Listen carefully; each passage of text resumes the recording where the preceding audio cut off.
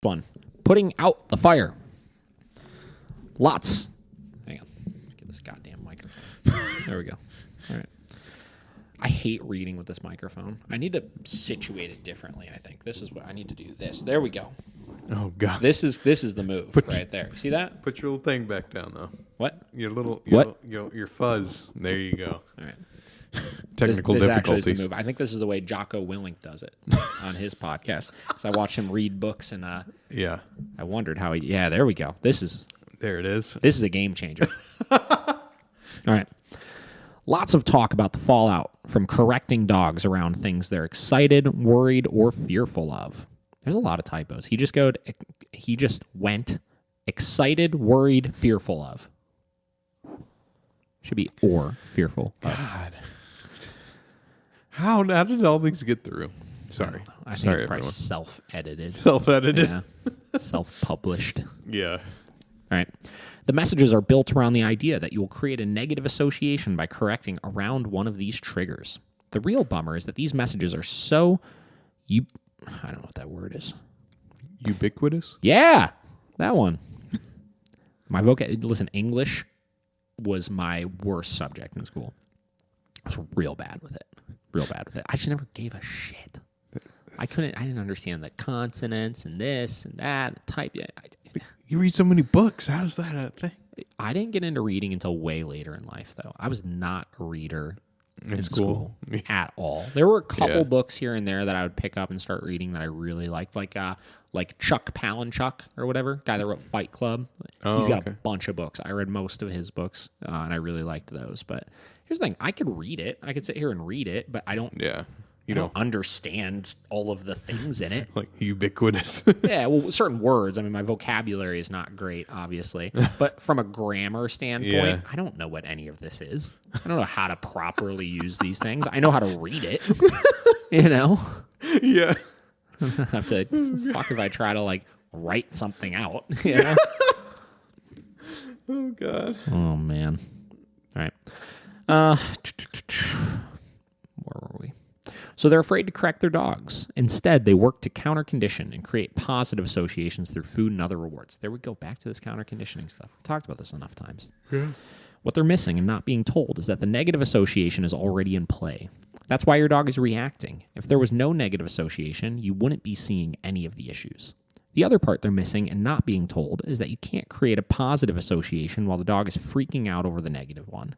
First, you've got to stop the negative reaction. First, you've got to correct and create a calm and more neutral state of mind. Then you can teach a new way to feel. Now, let me just clarify something else that Sean Osheas is saying here. The people that are saying to counter condition are not saying to counter condition while the dog is freaking out. Yeah. They're typically saying that you work when the dog is under threshold. Yeah. And then you counter condition and gradually increase that level of distraction, right? So this is kind of misleading there, right? Yeah. That being said, I still obviously agree with Sean from the standpoint of I want to put the dog in the scenario they're going to be making this poor decision in, stop that behavior, then go in and counter condition the actual response and try to create a more positive association. Yeah. So, sorry, Sean. You have to block the old and create a gateway for the new. So the big takeaways. 1, correcting your dog around triggers won't create negative associations, but it will create the opportunity for new positive ones. I've trained too many dogs with reactivity issues and have yet to see this phenomenon. 2, trying to build a house on top of a burning foundation or trying to teach a tantruming child to read or trying to get a freaking out dog to feel better while it's freaking out doesn't work. First, stop the issue, knowing you won't make it worse, then work on creating new feelings. Once the fire is out, you could build something pretty awesome.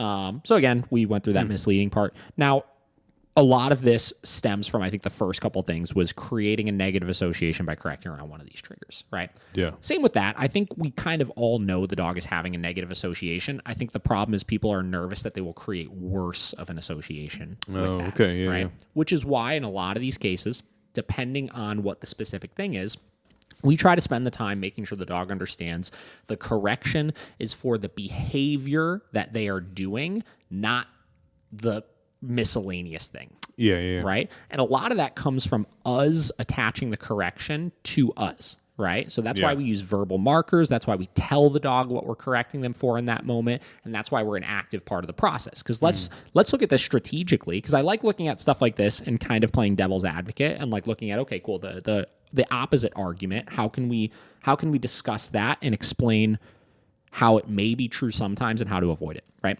Okay. Let's take the example of dog reactivity, right? I'm walking my dog, right? And, they're freaking out at another dog, and I tell them no and give them a correction for it. Or my dog is playing with another dog, and they mount the other dog, and I tell them no and give them a correction for it, right? My dog is going to understand that I'm telling them that thing you're doing right now is giving you a correction. Now let's take the example of two dogs are just in a room together. There's no humans present or anything. And every time the dog walks by another dog, some out of nowhere an e-collar correction happens, right? Yeah. And nobody's connecting it to the behavior. It's inconsistent, and it's every time they walk near the dog. That will create a superstitious association with being near that dog and get them starting to think maybe that dog is what's correcting me, right? Same deal with a trash can. Let's look at things we want to create a superstitious association with. Let's say I'm outside, because I've done this trick before with my dogs when they used to get in the trash can. Let's say they're outside. I'm outside. My dog's inside. I have the e-collar on, and I have it set all the way up. And anytime they go near the trash can, I give them a really high correction with the e-collar. At some point, they're going to think that trash can kind of bit them. Yeah. Right? Yeah, that's so they're going to start to keep some distance away from it. Now, in a situation like that, I don't really have a problem with that. Or let's say we're working to teach neutrality around, I worked with a client recently that has like a sick elderly dog, and their one dog won't leave that dog alone, right? So we started enforcing a perimeter around that dog. If the dog goes within that perimeter, we give a correction, right? Is that dog potentially creating a negative association with, like, I don't want to be near that dog? Maybe, but we have to have that. The dog needs to leave the dog alone because the dog is in really, really poor health, right? That's not going to create fallout later on or anything. Don't worry about that. The dog will just realize that they need to creep a perimeter past those things, right? So, correct kind of, but again, we always spend time making sure we're correcting for specific behaviors, right? Or in the case of reactivity, a sit command, right? We work on a sit command, dog breaks that sit command, we tell them no and correct for that so they understand clearly it's not the other dog, it's the position, right? Yeah. So in those scenarios that you were speaking of, like with the trash can, you were giving no like clear definition that you were doing. It was just when they would get in the vicinity, it was just... They would get close enough to it where they were kind of contemplating it. Yeah, but you weren't being like, no, and then you were just... You could, right? Yeah. But if I'm outside and they're inside, they need to know if I'm not present that correction is going to happen as well. No matter what, okay. Yeah. That's why they sell like this thing called the pause away system, which I think is really cool, where it's got like a centralized thing that you set somewhere and it creates like a perimeter around it, where if the dog steps within that perimeter, they get corrected. Oh, that's cool. Something that's used for things like that. Yeah. Like stopping trash can, or a lot of people will use them with their Christmas tree. They'll put it under their Christmas tree to keep the dogs away from it. Yeah. So